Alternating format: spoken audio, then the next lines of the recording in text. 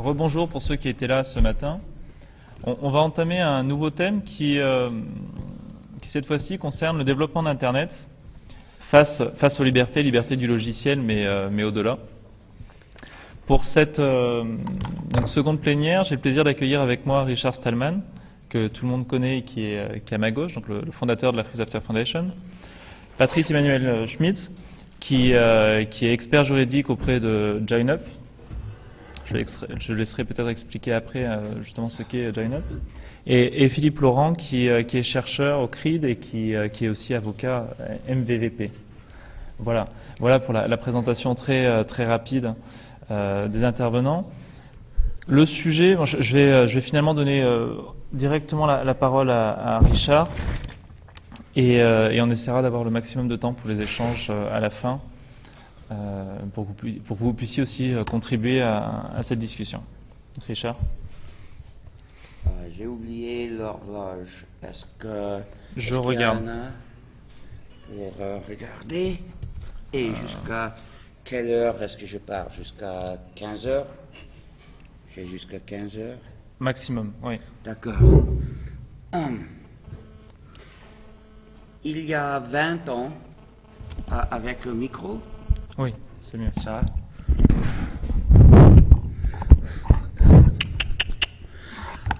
Il y a 20 ans, l'habitude était de faire ton informatique dans ton ordinateur. Et si le logiciel que tu utilisais dans ton ordinateur était libre, tu en avais le contrôle complet et donc tu étais libre dans ton informatique au moins. Et moi, je fais presque tout mon informatique toujours de cette manière et je suis donc plus ou moins libre parce que je n'ai pas de logiciel privateur, bien sûr. Mais nous utilisons l'Internet et beaucoup l'utilisent beaucoup et transmettent beaucoup de données à travers le réseau, et comme ça, ont perdu leur liberté d'autre manière. Il y a plus d'une menace à la liberté dans l'Internet.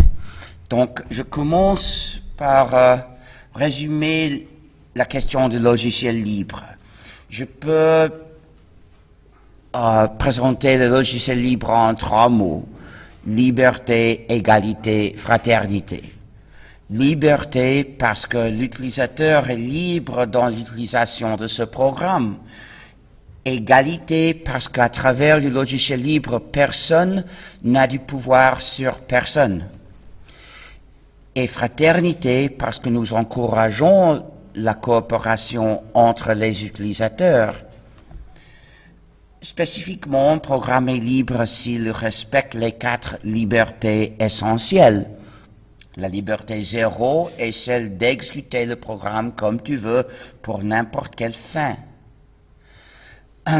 La liberté numéro 1 est celle d'étudier et changer le code source du programme pour qu'il fonctionne comme tu veux et fasse ton informatique comme tu veux. Ces 2 libertés suffisent pour que l'utilisateur ait le contrôle individuellement de son informatique. Mais il faut aussi le contrôle collectif parce que pas tout le monde n'est programmeur.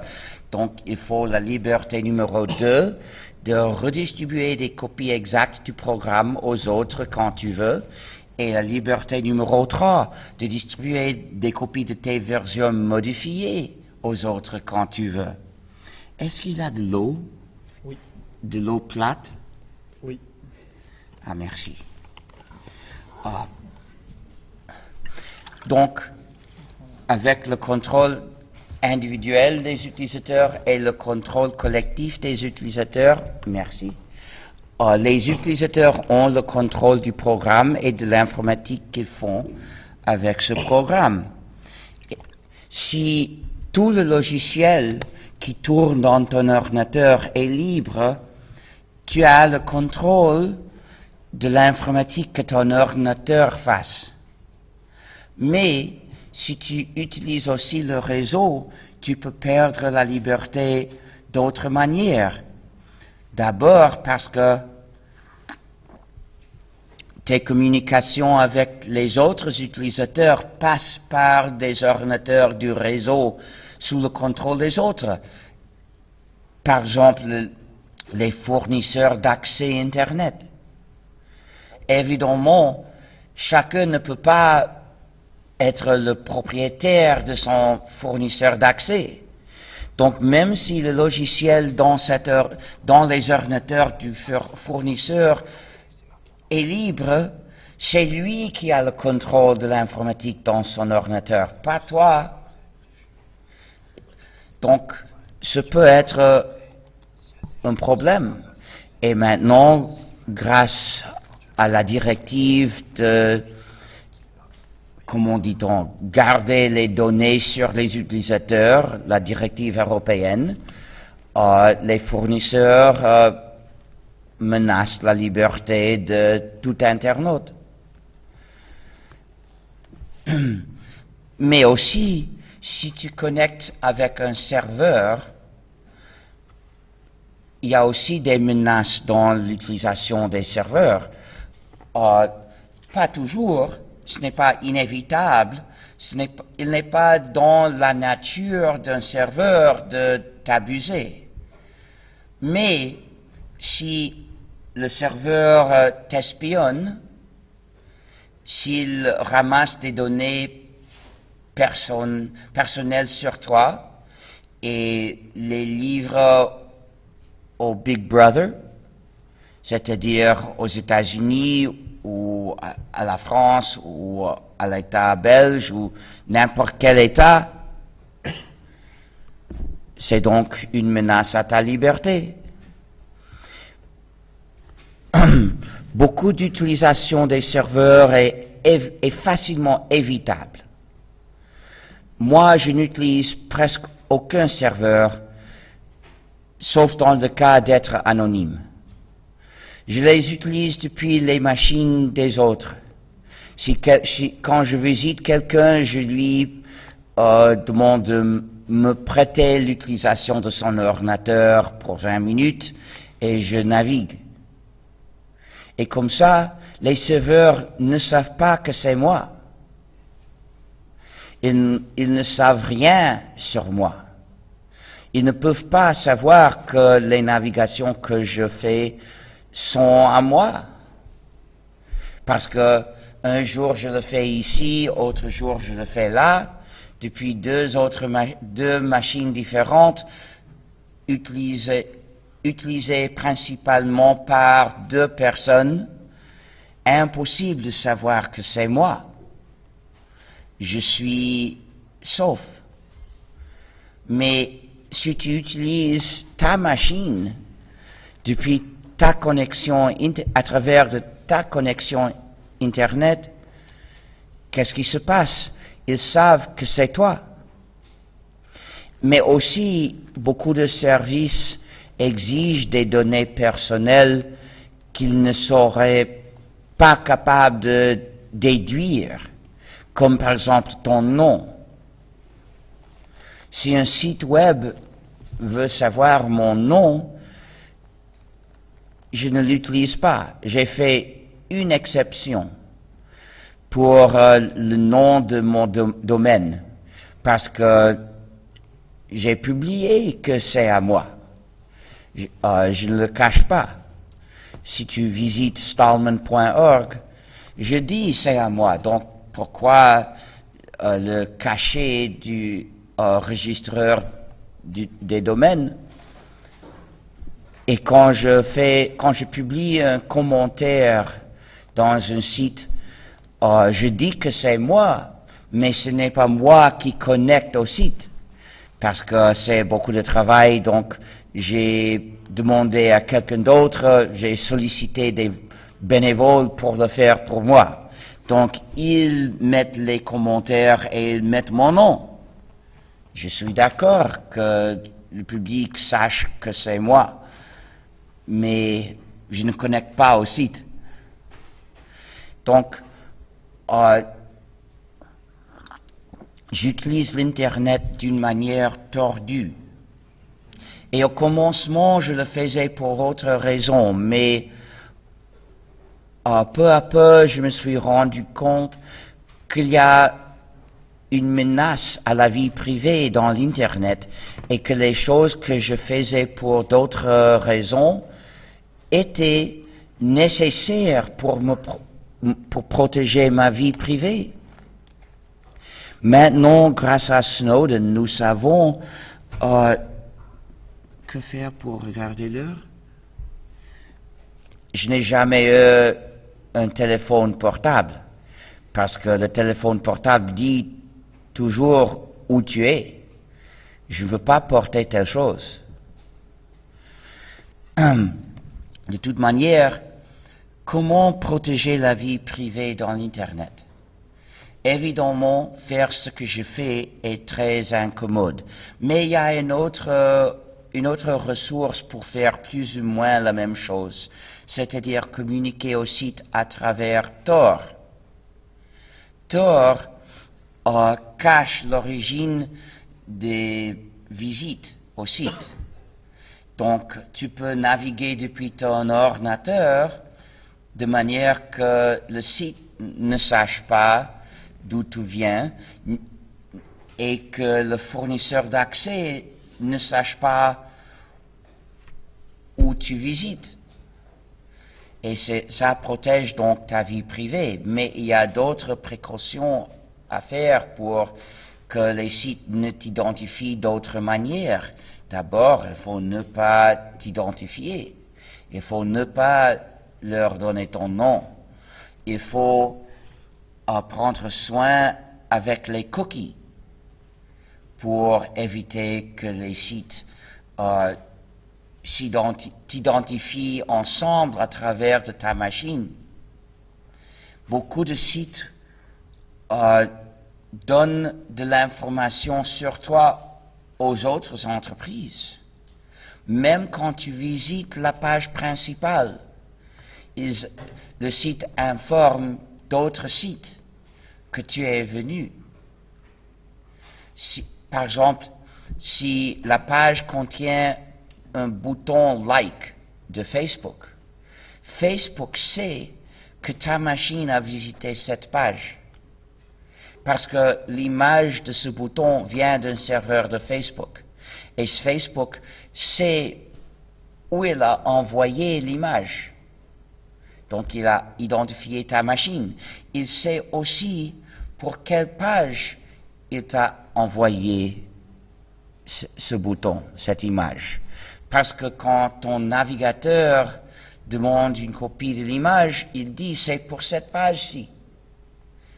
Donc, Facebook espionne beaucoup aux gens, même les gens qui n'utilisent pas Facebook. Pas besoin d'avoir un compte chez Facebook pour être espionné ainsi. Donc,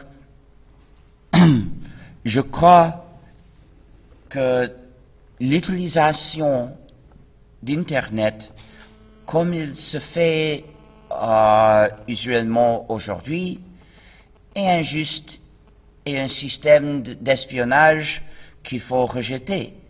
Moi, je l'ai rejeté de manière extrême, mais il y a une autre manière avec l'utilisation du Tor qui est moins extrême, moins incommode, mais ce qu'il faut vraiment faire est changer la conception de l'Internet pour ne se prêter tant à l'espionnage à tout le monde. Je propose d'interdire que les sites et les fournisseurs ramassent les données sur les gens, sauf dans le cas d'un ordre du tribunal pour suivre quelqu'un. Donc, les autres doivent être invisibles dans le réseau. C'est la seule manière de rendre le réseau sauf pour les droits de l'homme.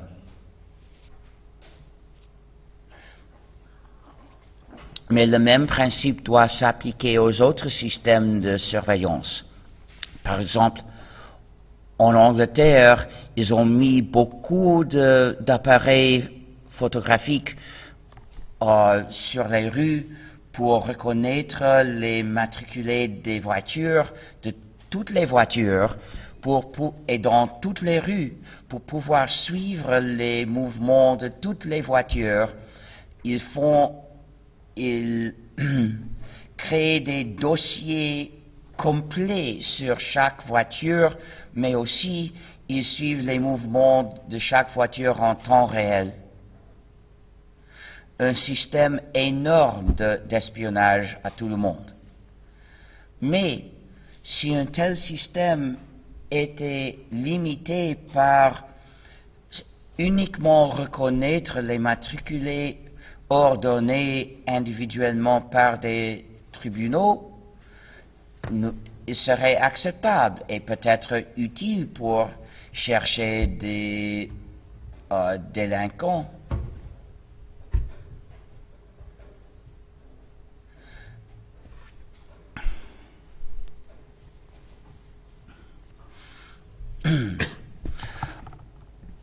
Je crois que j'ai dit tout ce qu'il faut, donc j'accepte quelques questions ou... Oui, on peut faire ça. Si les personnes de la salle veulent poser une question à Richard Stallman, ça peut être le moment, ou sinon on le fera en fin de séance. Oui. Ah, évidemment pas. Tu peux être dissident et tu as quelque chose à cacher. Ah, mais un jour, tu seras dissident. Tout le monde a des opinions politiques. Ici, tu n'es pas d'accord avec le gouvernement actuel, tu es dissident. Mais aussi, si l'État veut t'attaquer, il cherche un prétexte pour le faire. Comme je crois que c'était Richelieu qui l'a dit, s'il sait assez sur toi, il peut trouver l'excuse pour te pendre. Oui. Maintenant, il ne te pend pas, mais il te met en prison. Il peut te le faire. Et nous le savons parce que quand quelques-uns ont révélé les crimes de l'État américain, l'État a cherché des excuses pour leur faire une poursuite. Et dans le cas, par exemple, de John Kiriakou, qui a révélé la torture du CIA, ils ont cherché dans tous ces courriers et enfin, ils ont trouvé un petit détail qui était un délit, bien que sans résultat, sans conséquence. Mais c'était un délit et il servait pour le mettre en prison. Il est maintenant en prison. Prisonnier politique, je dirais. Donc, si tu veux pouvoir savoir les crimes de l'État pour maintenir le pouvoir du peuple sur l'État, pour maintenir ce contrôle, il faut savoir ce que fait l'État. Mais pour le savoir, il faut que les fonctionnaires puissent révéler les crimes de l'État. Mais s'il est impossible de parler avec un journaliste en privé, il n'oserait pas. Et c'est maintenant comme ça aux États-Unis. Les fonctionnaires n'osent pas parler avec les journalistes. L'État a semé tant de peur pour éliminer les révélations, sauf des fonctionnaires aussi courageux que Snowden, prêts à s'enfuir pour pouvoir rester en liberté, se maintenir en liberté. Et très peu ont tant de courage pour avoir, en effet, le contrôle de l'État. Nous devons le rendre plus facile comme il était. Donc, assez de surveillance à tout le monde pour que les fonctionnaires n'osent plus parler aux journalistes et trop.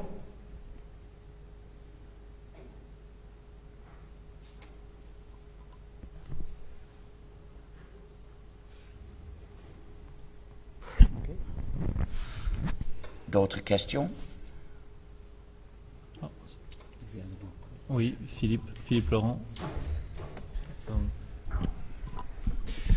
Je voudrais demander à Richard, donc, interdire... Plus lentement, je n'entends pas les consonnes. Ok, interdire toute collecte et tout traitement sauf ordre du tribunal. Ça, c'est dans un contexte où l'État surveille le citoyen. Oui. Maintenant, il y a un autre contexte. Bon, c'est la protection des données à caractère personnel. C'est un élément qui tient beaucoup à cœur aux Européens, entre autres à la directive protection des données à caractère personnel. Et ce que l'on rencontre dans la pratique, c'est que les gens ont ce droit d'avoir accès à leurs données, de contrôler leurs données, mais par le simple fait de donner leur consentement, se retire immédiatement ce droit et au final, des sociétés comme Facebook ou comme d'autres sociétés, par le fait d'obtenir le consentement, mais pas le mien. Non, pas le vôtre. Mais le problème, c'est que de plus en plus, l'accès à d'autres services est dépendant du fait d'avoir un compte Facebook, est dépendant de toute une série de choses. Moi, il faut limiter les entreprises pour qu'ils n'exigent pas les données pas strictement nécessaires pour faire le service. Un exemple. Il y a 3 ou 4 ans, je pouvais utiliser Google Maps. Aujourd'hui, il ne fonctionne plus parce qu'il exige l'exécution d'un programme privateur en JavaScript. Et je ne le fais pas. Mais il y a 4 années, il fonctionnait sans exécuter ce programme et je pouvais l'utiliser. Mais je ne donnais jamais une adresse. Je regardais une ville. Moi, je savais quelle adresse je cherchais. Mais Google ne le savait pas. Mais nous pouvons développer une application une application libre pour chercher une adresse qui décharge les routes ensemble de manière que uniquement ta machine sache l'adresse. Et avec le logiciel libre, les utilisateurs pourront être assurés que le programme ne garde pas cette adresse. Donc, nous pouvons concevoir les systèmes pour recueillir moins de données personnelles. Mais évidemment, les entreprises ont préféré de les faire de manière à exiger le plus de données personnelles possible. Donc, je crois qu'il faut, si les entreprises ne le changent pas, il faut légiférer. Mais la loi existe pour le moment et effectivement, avant de faire un traitement de... Non, cette loi n'existe pas. Oui, Une loi que l'entreprise doit fonctionner de manière à demander le moins de données possible pour le service. Elle existe, mais il y a une exception. Oh. Et l'exception, c'est le consentement. Ah. Et en fait, ma question... Non. Mais ma question, ce n'est pas la même chose, donc. Ce n'est pas la même chose. Je ne propose pas qu'il y ait une excuse de consentement. Il faudrait annuler... Il faudrait concevoir techniquement l'interface de manière à ne pas exiger les données pas strictement nécessaires pour la chose à faire.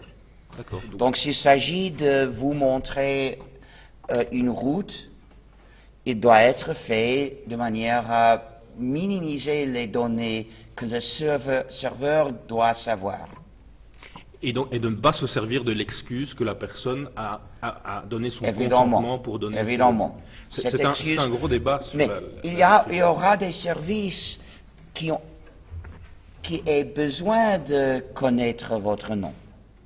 Mais vous montrer une route n'a pas besoin de connaître votre nom.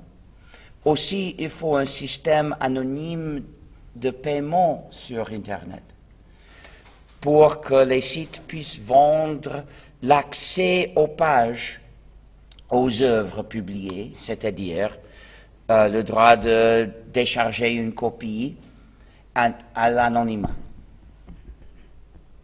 Aujourd'hui, leur modèle pour se faire payer est la publicité qui suit les gens, qui suit chacun. Je ne suis pas à l'encontre de la publicité. Je ne critique pas très fort les annonces. Mais qu'ils me suivent, ça je ne tolère pas. Donc je dois rejeter presque toutes les annonces dans le réseau. Mais s'ils avaient la manière de se faire payer à l'anonymat, ils n'auraient plus besoin des annonces pour se faire payer. Juste une question. Que pensez-vous de la stratégie qui consiste à donner des fausses identités, des fausses adresses, d'essayer un peu de les noyer, quoi? Je suis pour, mais il faut noter que si plusieurs sites savent ton adresse IP, ils peuvent combiner pour redistribuer les vraies données. Parce qu'il y a des cas, si un site exige ton nom et ton adresse seulement parce qu'il peut l'exiger, tu peux lui donner des faux données. Mais quand il s'agit de t'envoyer un paquet, il faut ton vraie adresse. Ta vraie adresse. À ce moment, il ne fonctionne plus. Je ne le fais pas. Je n'achète rien par Internet. Parce que je ne donne pas mon nom ni mon adresse. Je vais à un magasin et je paie en liquide. Et je ne lui dis rien. Mais il serait très commode de pouvoir acheter des choses à l'anonymat par Internet, et c'est possible. Amazon a commencé à utiliser dans plusieurs pays les petites boutiques locales comme dépôt de paquets. Ils envoient le paquet à la boutique et le consommateur vient le récupérer. Mais si c'est possible, il est aussi possible payer l'achat dans cette boutique et plus tard, quand le paquet arrive, on le récupère. Ça peut se faire à l'anonymat.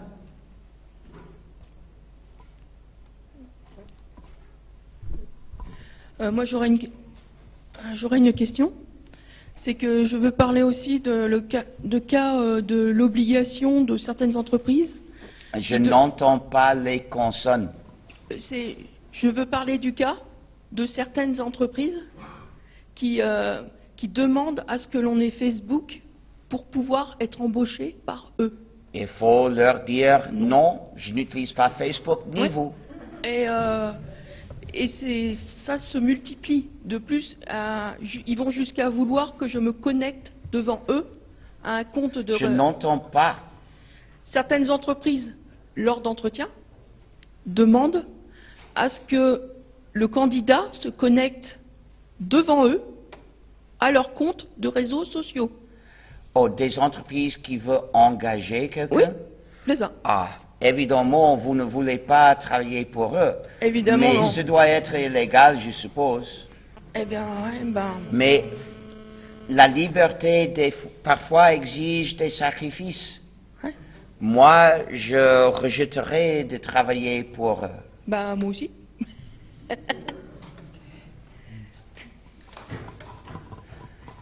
Mais si le candidat dit « je n'ai pas de compte Facebook », Eh bien, l'entreprise demande Ah, donc, il faut créer un compte Facebook devant eux. Et donc, le supprimer le lendemain. Si vous le faites depuis leur ordinateur,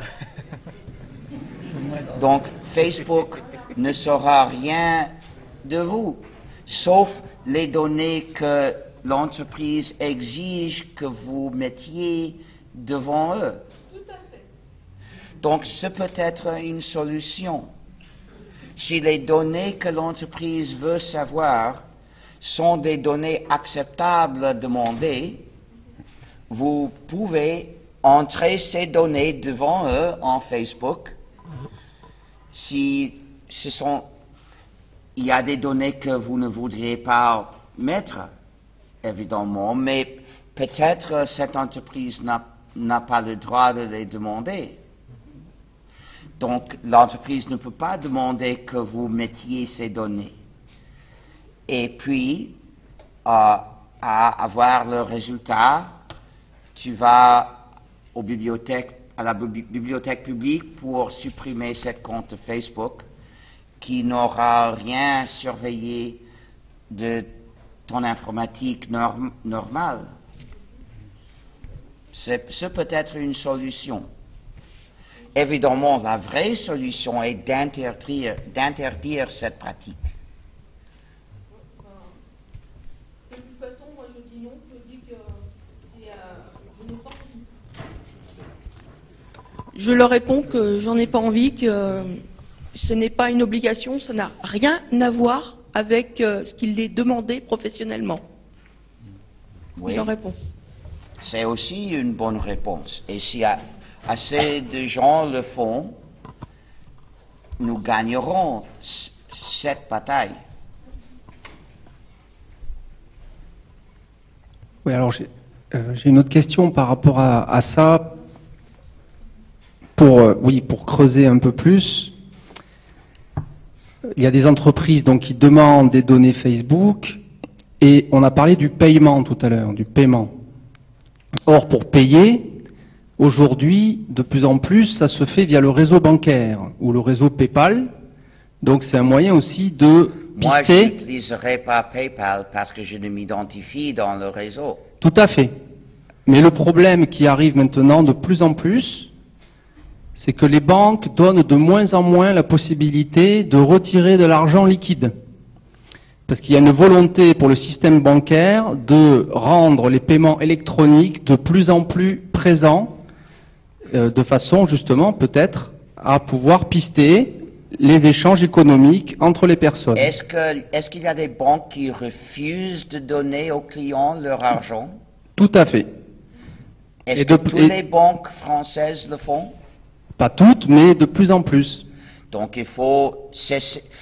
d'abord, il faut une loi pour qu'ils ne puissent pas le faire, mais aussi, il faut changer de banque. Moi, j'ai retiré de l'argent de Bank of America, pas pour ça, parce que ça n'existe pas aux États-Unis, mais parce qu'il a refusé l'envoi d'argent à Wikileaks, mais aussi pour être culpable de la crise.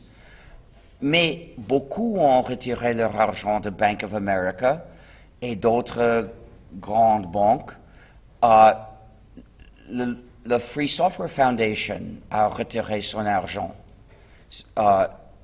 de Bank of America. Il l'a mis dans une autre banque, une petite banque locale.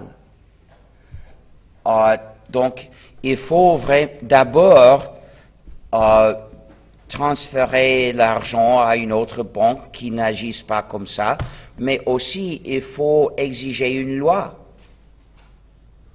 Oui, alors il y a un autre problème, c'est que aussi, parallèlement à cela, en Europe en tout cas, je ne sais pas aux États-Unis, mais en Europe, il y a un projet d'union bancaire et toutes les banques sont déjà en fait interreliées dans les pays, mais il s'agit maintenant de relier le système bancaire et les banques au niveau européen. Donc même si on change de banque, l'information économique est pistée par les banques centrales. Oui, mais c'est un malentendu. C'est un malentendu. évidemment, ce que la banque sait est disponible à l'État. Mais ce n'est pas la même question. La question que vous aviez posée est celle de pouvoir retirer de l'argent en liquide. Oui. Donc, je vous propose de mettre votre argent dans une banque qui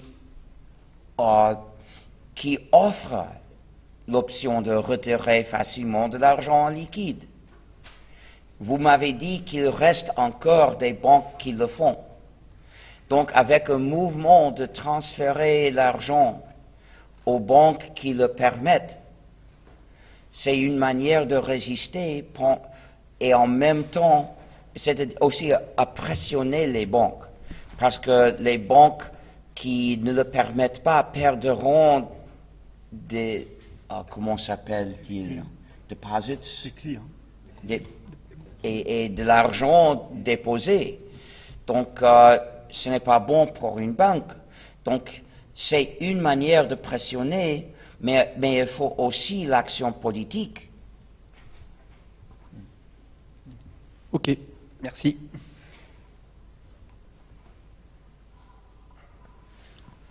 Je vous propose de continuer la session et puis on reviendra aux questions après. Oui, mais je veux faire une chose avant la termination de mon temps.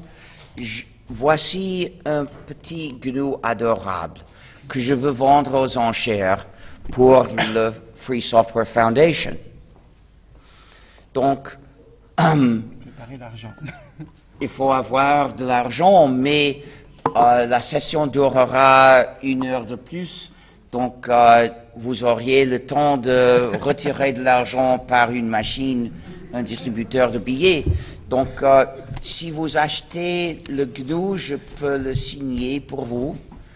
Si vous avez un manchot chez vous, le manchot a besoin d'un GNU parce que, comme nous savons, le manchot ne peut guère fonctionner sans GNU. Et nous pouvons accepter paiement ou en liquide ou par une carte de crédit si la carte peut s'utiliser pour des achats internationaux par téléphone. Et quand vous offrez, prière d'agiter la main et de crier la quantité offerte, parce que je suis dur d'oreille. Il faut vraiment crier pour que je prenne note. Et aussi, je commence par son prix normal de 20 €. Est-ce que j'ai 20 €? Combien?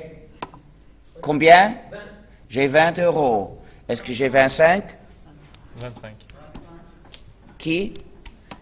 Avec la... Vous offrez 25? J'ai 25. Est-ce que j'ai 30? J'ai 30 €. Est-ce que j'ai 35? J'ai 30 €. Est-ce que j'ai 35? J'ai 35. Est-ce que j'ai 40? 40 € pour ce petit GNU adorable. Est-ce que j'ai 40 €? J'ai 40. Est-ce que j'ai 45? 45 €. 50. J'ai 50 €. Est-ce que j'ai 55? Est-ce que j'ai 55 pour ce petit GNU adorable? 55 pour protéger les libertés numériques. Quoi? J'ai 55. Est-ce que j'ai 60? J'ai 55. Est-ce que j'ai 60?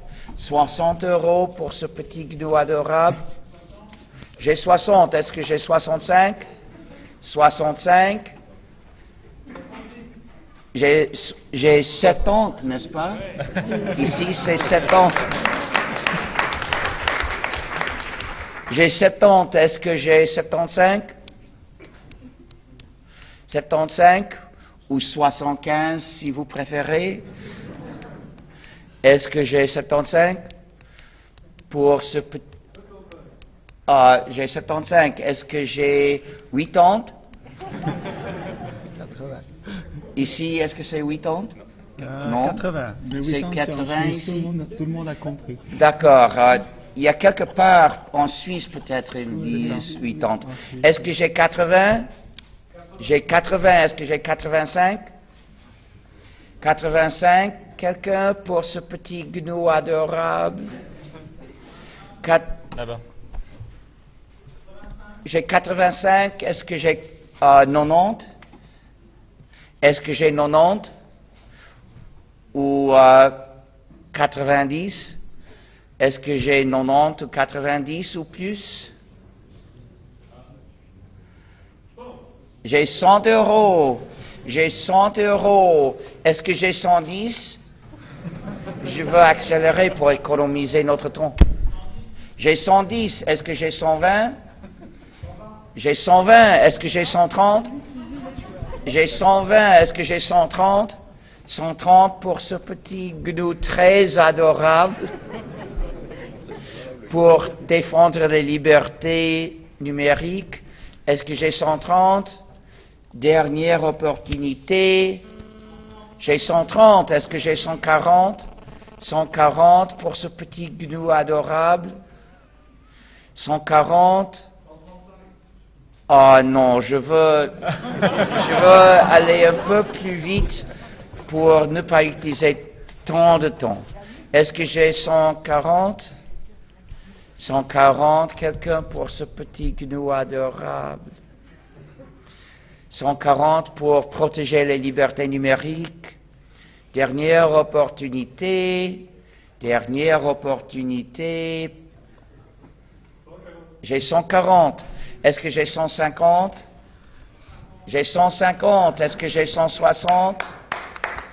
160 pour ce petit gnou adorable pour défendre les libertés numériques. J'ai 160. Est-ce que j'ai 170? 170 quelqu'un? J'ai 160. 170 quelqu'un pour ce petit gnou adorable pour protéger les libertés numériques. J'ai 170. Est-ce que j'ai 180?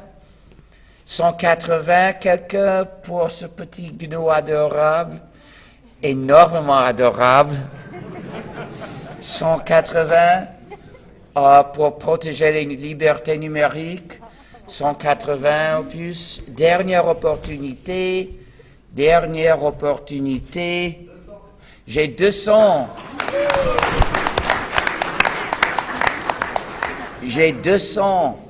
200, est-ce que j'ai 220? Je vais augmenter par 10% parce que comme ça nous arriverons bien vite à la fin. Est-ce que j'ai 220? 220 quelqu'un pour ce petit gnou adorable? 220 pour protéger les libertés numériques. Dernière opportunité pour offrir 220 ou plus. 220. J'ai 220. Est-ce que j'ai 240? 240 pour ce petit gnou astronomiquement adorable.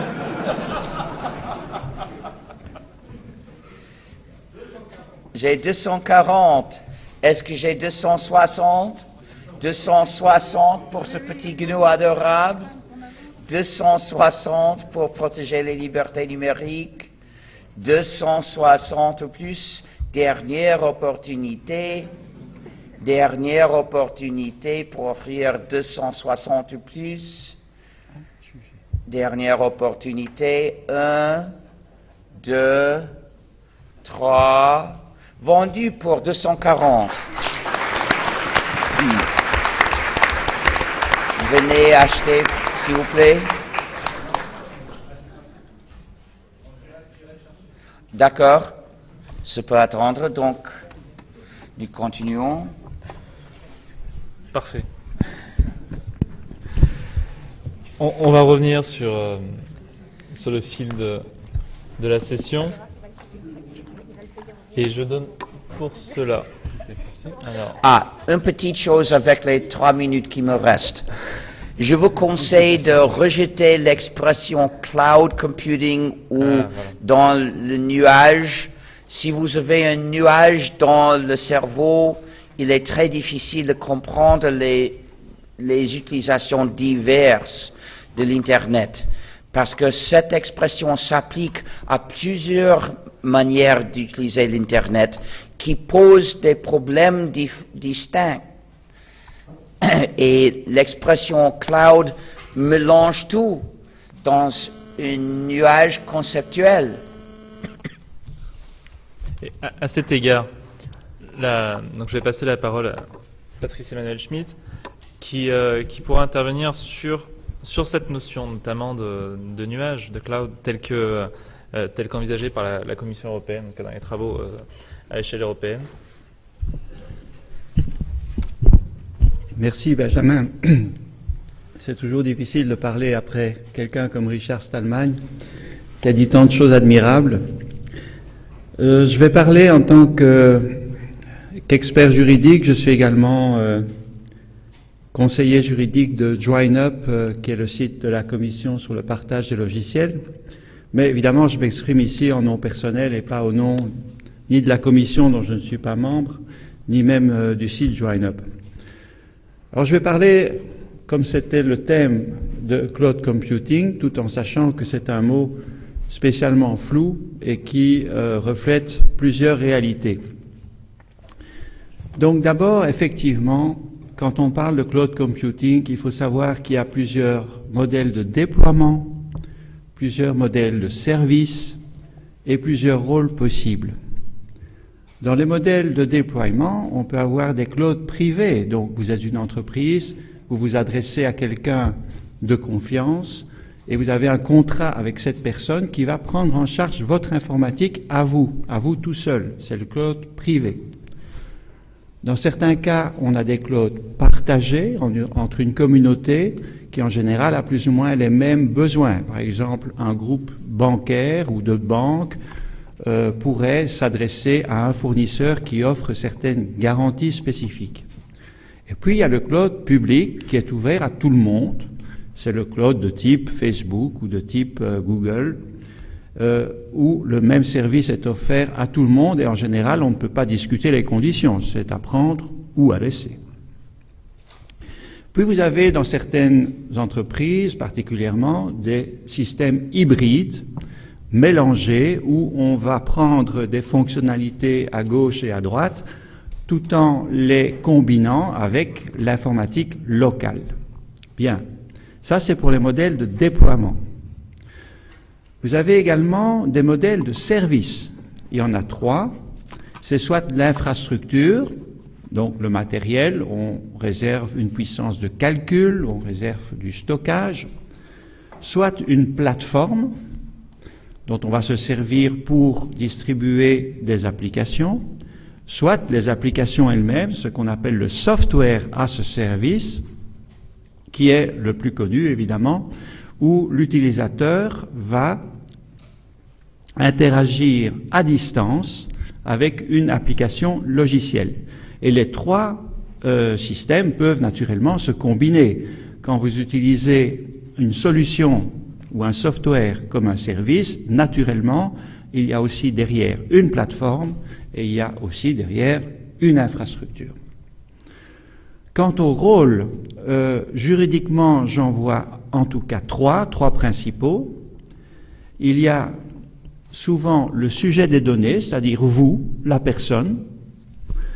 Il y a en droit européen le contrôleur des données, data controller, c'est-à-dire celui qui collecte et utilise les données. Et il y a enfin celui qui fournit les ressources du cloud, c'est-à-dire l'infrastructure, la plateforme ou les softwares, qui est généralement un contractant du contrôleur et qu'on appelle cloud provider.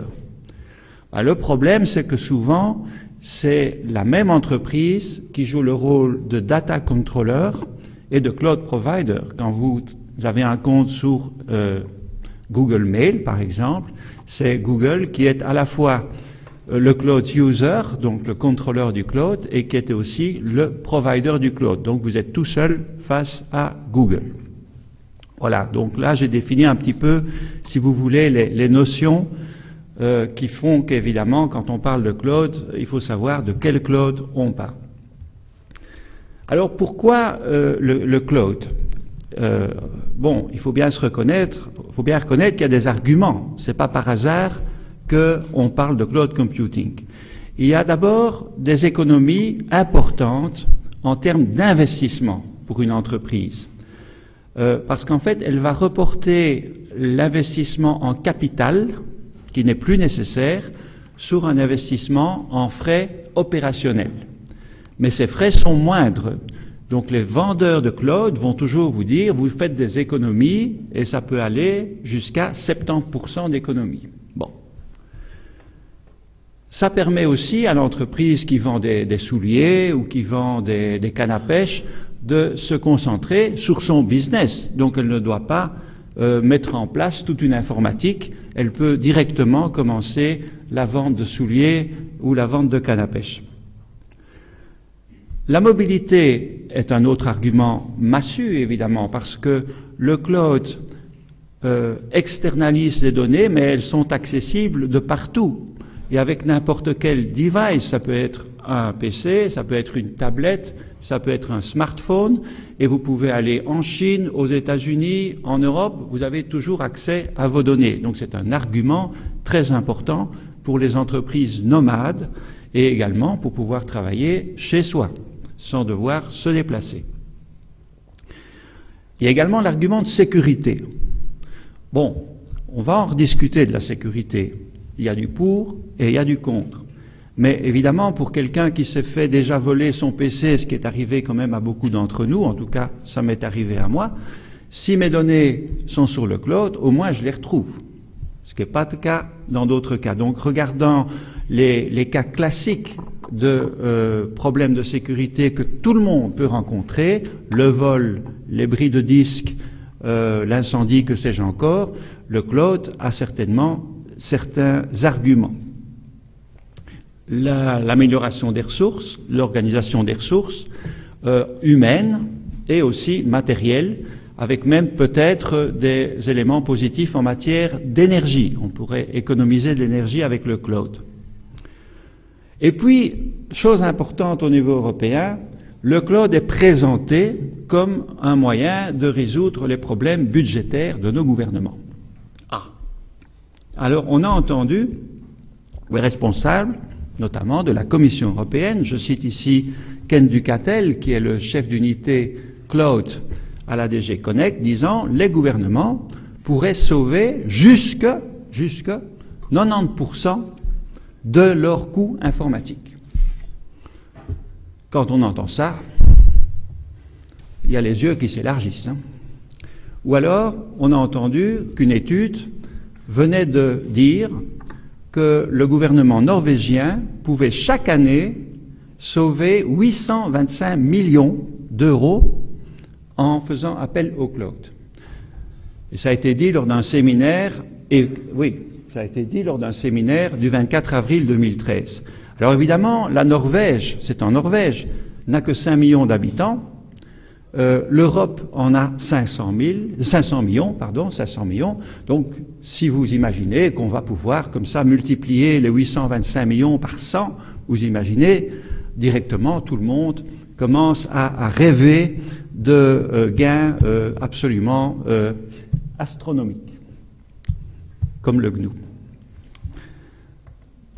Alors, le marché est évidemment prometteur, parce que la Commission, voulant voir l'évolution du marché, a demandé des études, notamment l'étude IDC de 2012, qui a dit, voilà, nous sommes en 2011 et nous estimons le marché à 4,6 milliards d'euros. 4,6 milliards, répartis en hardware, en rouge là, et en software, en bleu. Et on prévoit que l'évolution pour 2014 sera plus du double. Donc on a un taux de croissance, selon IDC, de 33% par an. Et on dit également à la Commission, et c'est ce que dit IDC dans son étude, si vous orientez convenablement votre politique, donc s'il y a un policy-driven scénario, vous pourriez avoir une croissance jusque 38% par an. Donc ça amène notre petit marché de 4,6 milliards à un marché gigantesque de près de 80 milliards d'euros. Bon.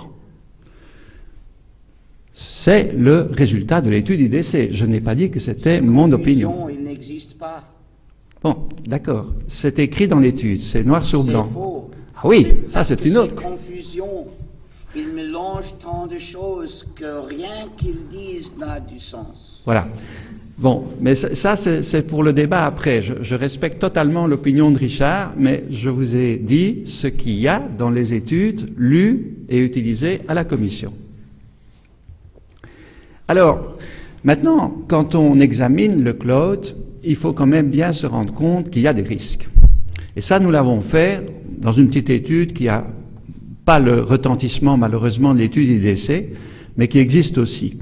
Alors, c'est vrai que les risques traditionnels, c'est-à-dire le vol, le feu, l'inondation, etc., et les menaces dues à des virus, sont normalement traités un peu mieux par les cloud providers, parce que ce sont des professionnels, ils ont des équipes pour prévenir ce genre de risques.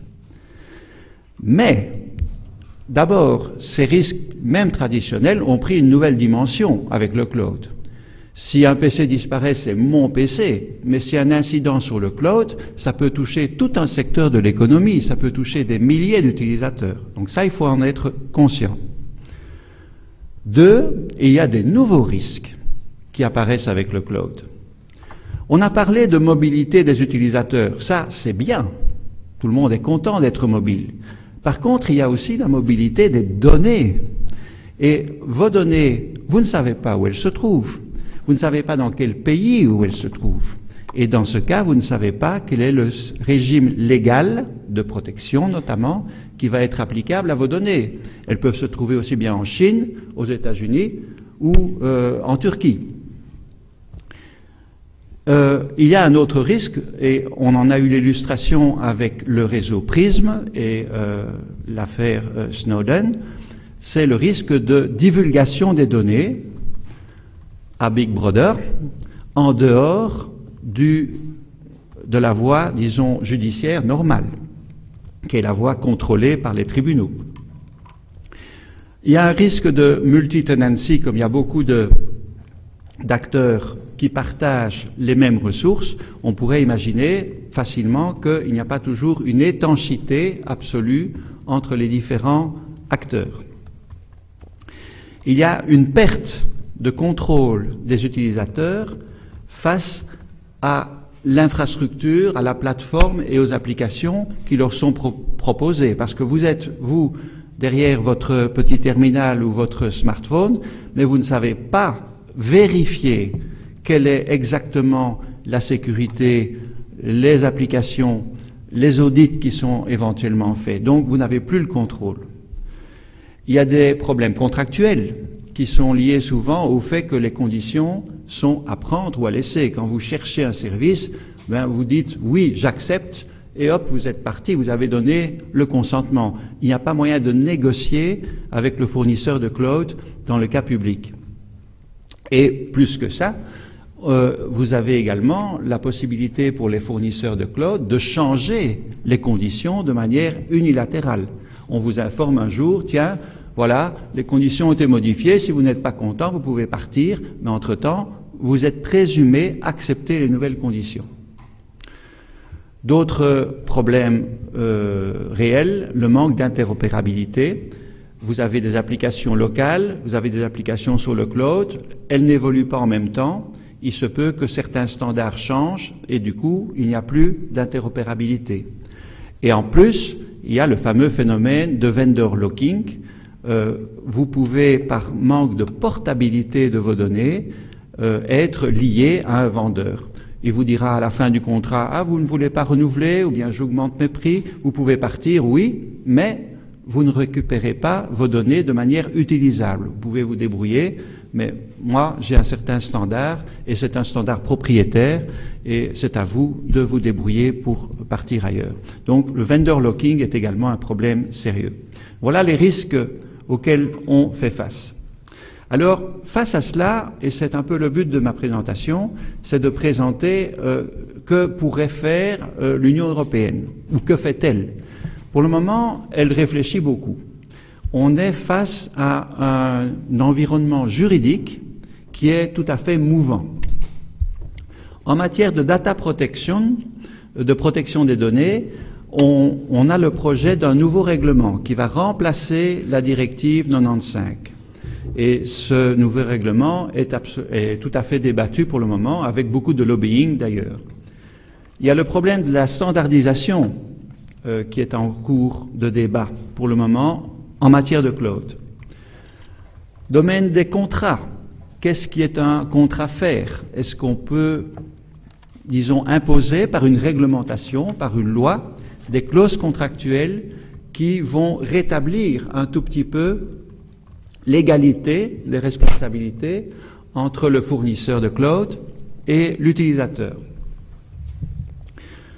Le Digital Agenda a également son importance pour éviter notamment les phénomènes de vendor locking. Les lois sur le commerce électronique peuvent être révisées également en fonction des possibilités du cloud, et notamment les problèmes de copyright, donc de droit d'auteur. Certainement, dans certains cas, ils sont limités, l'utilisation d'une œuvre est limitée à certains pays, et évidemment, avec le cloud, tout ça n'est plus d'actualité. Et alors, les États membres et les grands fournisseurs, les plus gros, discutent pour le moment au sein de ce qu'on appelle l'European Cloud Partnership, qui est une espèce de réunion pour tâcher d'arriver à de meilleures réglementations ou de meilleures spécifications. Voilà ce qui se passe pour le moment. Alors, la Commission a publié un document qui est intéressant, que vous pouvez trouver sur Internet, qui est un document stratégique et qui s'appelle Unleashing the Potential of Cloud Computing in Europe. Donc, libérer le potentiel du cloud computing. Il y a donc basé sur ce document et basé sur une série d'études, une prise de conscience des opportunités du cloud. Il y a une autre prise de conscience, c'est qu'il faut une initiative européenne dans le cadre d'un marché unique européen. Pourquoi? Parce que sinon, on en arriverait au fait que certains pays, pour protéger leur propre industrie, ou parce qu'ils ont une culture du secret différente, je pense par exemple au Luxembourg avec le secret bancaire, vont revenir à des pratiques nationales. Or, le cloud, s'il a un avantage, c'est quand même une certaine mobilité, une certaine interopérabilité transnationale. Mais la Commission ne veut cependant pas réaliser un super cloud ou une super infrastructure européenne. L'idée, c'est toujours le libéralisme, c'est d'avoir la best value for money, donc d'acheter le meilleur cloud, aussi pour les pouvoirs publics, hein, le secteur public, au cas où il utilise le cloud, l'achèterait auprès du marché. Et pour cela, pour faciliter l'accès au cloud du secteur public, eh bien, on va tâcher d'organiser le cloud procurement, c'est-à-dire de mettre au point des spécifications, des conditions, un cahier des charges qui serait adapté aux besoins du secteur public. Maintenant, qui discute de ça? C'est ce fameux European Cloud Partnership qui comprend des gouvernements, mais qui comprend des big players du cloud. Hein. On y retrouve les grands, notamment les Américains aussi, Amazon et compagnie. Alors, maintenant, est-ce que tous ces gens dont j'ai parlé se préoccupent d'une manière ou d'une autre du free software, du logiciel libre? Malheureusement pas. Quand on lit le document de l'Union européenne, on ne voit aucune mention de logiciel libre. De même, la standardisation, elle est aux mains des organisations spécifiques qui développent des standards. Et il y en a deux principales. Il y a l'ENISA en matière de sécurité et il y a l'ETSI, European Technical Standard Institute, qui s'occupe des standards aussi dans d'autres matières que la sécurité. Et ces gens-là, non seulement se préoccupent peu de logiciels libres, mais ils ont souvent un gros problème à intégrer le logiciel libre dans leur politique de licence. Parce qu'ils disent, oui, mais les standards, le développement coûte très cher, c'est vrai, il faut des tas de réunions, des tas de voyages, etc., pour développer des standards consistants, partagés par beaucoup de monde. Et dans ce cas-là, il faut pouvoir les licencer, donc il faut adopter des politiques de licence qui sont friend, donc fair, reasonable and non-discriminatory. Donc, et alors évidemment, ils ont tendance à demander des royalties. Et toute forme de royalties liée à l'utilisation ou liée au nombre de machines, eh bien, elle est incompatible avec le logiciel libre, parce que le logiciel libre, c'est quoi? C'est redistribuer à n'importe qui le logiciel que vous avez modifié ou même pas modifié, et donc il n'y a pas de contrôle possible. Le logiciel est libre par définition. Et donc la politique de royalty free, même minime ou même fair, est, à mon avis, largement incompatible avec le logiciel libre. Et donc il faudrait pour cela que les organisations qui développent des standards intègrent dans leur politique la considération du logiciel libre avec une politique de dual licensing, donc de double licence, qui pourrait être royalty free pour le libre et éventuellement royalty managed pour le propriétaire. Et ce ne serait pas une discrimination à mon avis, puisque le libre c'est un régime juridique et c'est pas un groupe de personnes ou un groupe de produits, donc n'importe qui peut l'adopter s'il veut. Mais donc il y a beaucoup à faire dans ce domaine-là. Alors, il y a une grande question que je vais poser à Richard, auquel il répondra certainement, mais est-ce que le logiciel libre est Prism safe? Donc est-ce qu'il peut protéger contre des cas comme Prism? Moi, personnellement, je répondrai que la transparence du code est évidemment très utile, parce que ça garantit qu'il n'y a pas de backdoor dans le code, qu'il n'y a pas disons, de code caché qui permet la divulgation. Seulement, la question c'est, est-ce que le logiciel libre garantit le comportement correct des contrôleurs des données ou des providers de cloud? Parce que Google utilise beaucoup de logiciels libres, mais est-ce que ça va l'empêcher de collaborer avec un Big Brother? Je crois que là, on arrive peut-être à la limite de ce qu'une licence logicielle peut faire, et effectivement, il faut un autre type de réglementation, d'autres types de garanties qui vont au-delà du concept de logiciel libre, mais qui sont beaucoup plus, disons, directifs sur le comportement de certains utilisateurs, principalement ceux qui contrôlent les données. Autre question importante, est-ce que le cloud computing, appelons-le comme ça, pourrait nuire ou pourrait tuer le logiciel libre? Je crois qu'il y a un certain danger, parce que, comme on a dit, free software is not for free. Ça coûte cher, quelque part, de développer des infrastructures complètes et des plateformes, même libres. Ça coûte finalement assez cher. Et je crois qu'on a un cas qui est le cas de la NASA, que je connais mal, mais peut-être Richard connaît mieux que moi, où on a vu l'agence spatiale qui a confié une partie de son infrastructure à Amazon et qui a à ce moment-là cessé de développer, parce que ça coûtait trop cher ou d'autres motifs, sa propre plateforme libre. Il faut dire aussi que la plupart des licences libres ne considèrent pas le cloud computing comme un moyen de distribution. Alors il y a des exceptions, principalement la GNU AGPL, l'UPL aussi, mais c'est aussi un élément à considérer. Donc, et je terminerai par là, qu'est-ce qui est en train de bouger pour le moment? Et on livrera ça à vos questions. La stratégie européenne résulte de beaucoup d'acteurs. On a vu qu'il y avait différentes directions générales ou DG. La DG Connect, ce sont vraiment les gens qui tâchent de promouvoir au maximum le logiciel libre. Ils sont très attentifs à promouvoir au maximum le cloud computing. Ils sont très attentifs aux statistiques et aux économies qui peuvent être liées au cloud.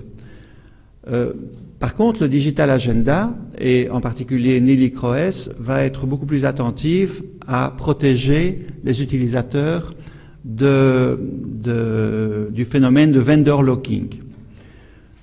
la DG Justice va se pencher sur les conditions faire. Le Parlement européen est sans doute un allié objectif des partisans du libre parce que le Parlement est très sensible à la protection de la vie privée et notamment a fait une étude en décembre 2012 qui met vraiment l'accent sur les risques de divulgation des données. Et c'était avant les révélations de l'affaire Prism, mais ça faisait référence à des affaires antérieures, donc l'affaire Échelon notamment. Donc là, vous avez certainement des personnes qui ont un rôle très important à jouer si vous voulez exercer une certaine influence. On a cité Neelie Kroes, on a cité également la DG Justice qui est en train de lancer pour le moment une étude pour collecter dans tous les États membres quelles sont les clauses contractuelles les plus appropriées. Certains États membres, mais pas tous, loin de là, essayent la promotion de standards ouverts, royalty free et indépendants. Et puis, finalement, il y a souvent dans les mauvais cas des impacts positifs, il y a l'impact de Prism. Et récemment encore, donc le 4 juillet, c'était il y a quelques jours, Neelie Kroes a dit, a bien déclaré, une déclaration écrite, que les préoccupations de sécurité pourraient avoir un impact, c'est de produire finalement des spécifications qui iraient bien au-delà de ce que le marché donne actuellement. La prise de conscience que le privacy, finalement, est un avantage compétitif qui pourrait profiter à l'industrie européenne. Bon, ou qui pourrait aussi forcer tous les opérateurs, qu'ils soient maintenant en Europe ou en Amérique, à adopter de nouvelles règles de conduite qui seraient plus respectueuses de la privacy. Voilà. J'ai un peu voulu dresser un panorama.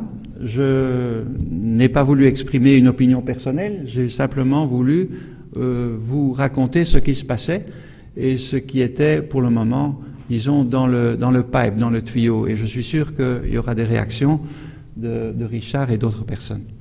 Je vous remercie beaucoup. Merci.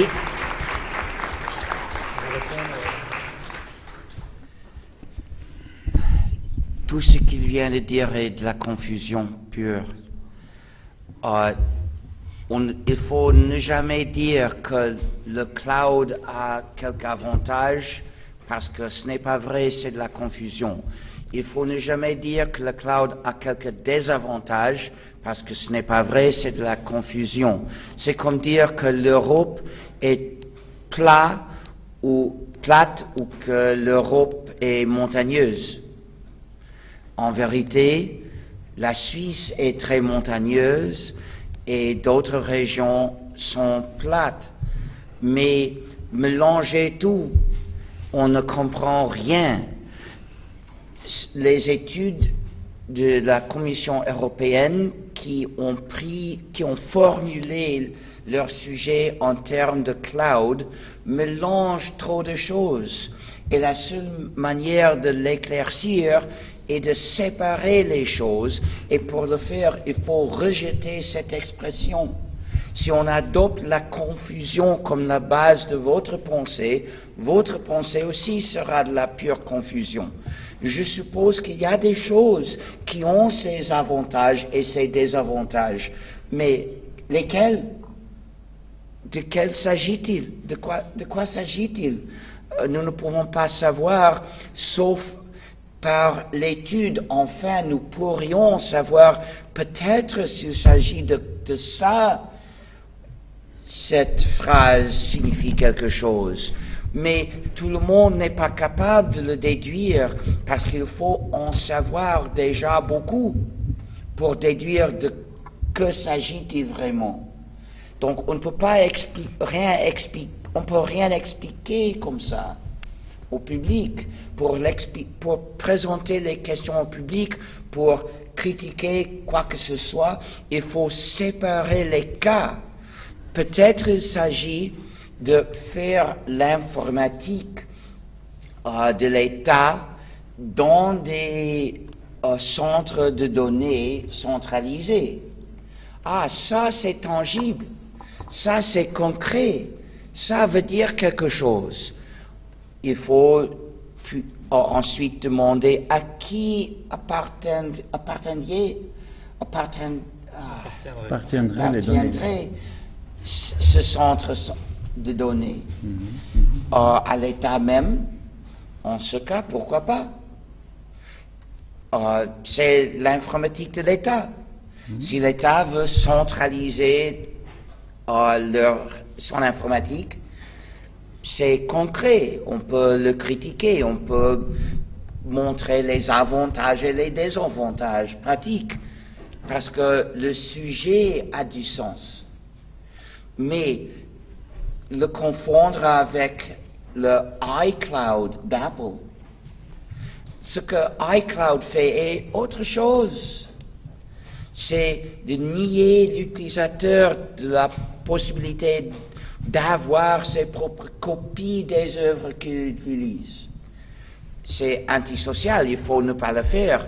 Il faut avoir une copie parce que quand tu as une copie, tu as la possibilité de le donner aux autres, de donner des copies et partager avec les autres, de prêter votre copie aux autres.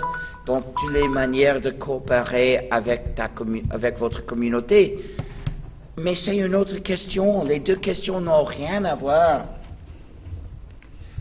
Fin à la confusion, s'il vous plaît. Bien, moi j'ai voulu vous expliquer ce qui se passait. Et c'est effectivement ce qui se passe. Et je crois qu'il faudra faire avec, il faudra trouver une manière, parce il y a la solution dont on a parlé au tout début de l'exposé, c'est d'entrer dans la clandestinité, plus ou moins. Mais je ne pense pas que ce soit l'avenir pour la plupart d'entre nous.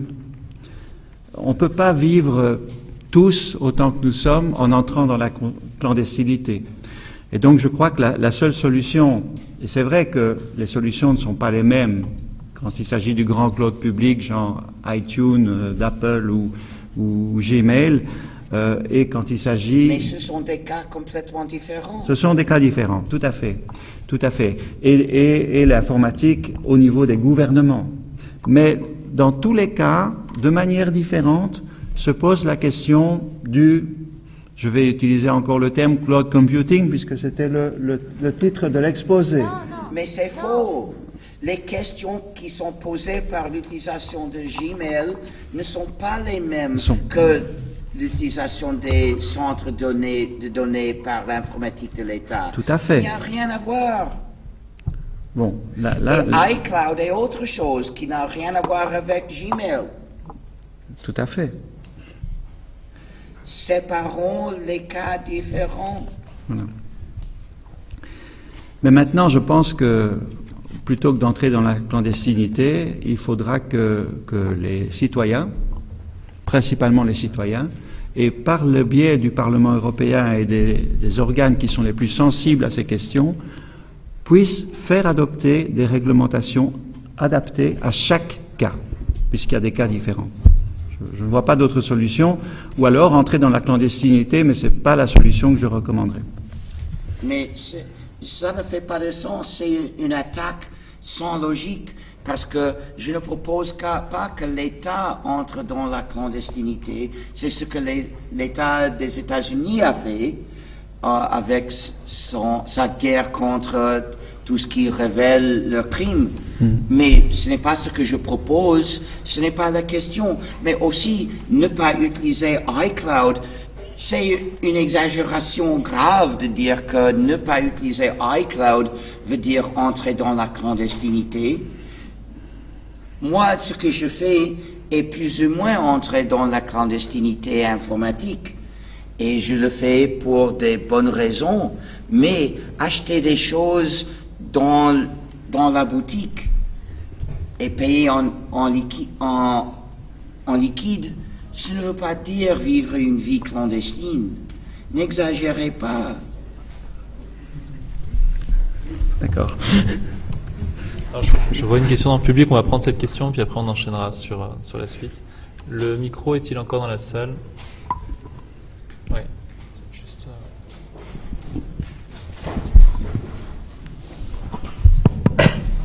Bonjour, j'aurais une question en fait pour Monsieur Schmitz. Vous m'entendez? Vous m'entendez pas? Pas très bien, mais voilà. Micro est allumé? Moi, je n'entends rien. Moi je m'entends pas. Réessayez. Ça va, je vais parler fort. Je voulais savoir par rapport... Ah, dans le micro, c'est juste. Par rapport à la... Il faut au document... parler deux Lentement. fois plus lentement Ça va être très dur avec moi. et plus fort. Par rapport au document qui a été écrit par la Commission européenne dont vous avez fait la référence, par rapport au cloud computing, on sait. Moi, j'aimerais savoir si vous pouvez un peu approfondir ce point-là, savoir à quel point la Commission européenne suit les avis des lobbies ou bien suit une espèce d'image qu'elle a d'Internet qui est complètement différente de l'image réelle dans la façon dont fonctionne Internet, et à quel point et quel type d'experts elle utilise pour faire ce genre de documents.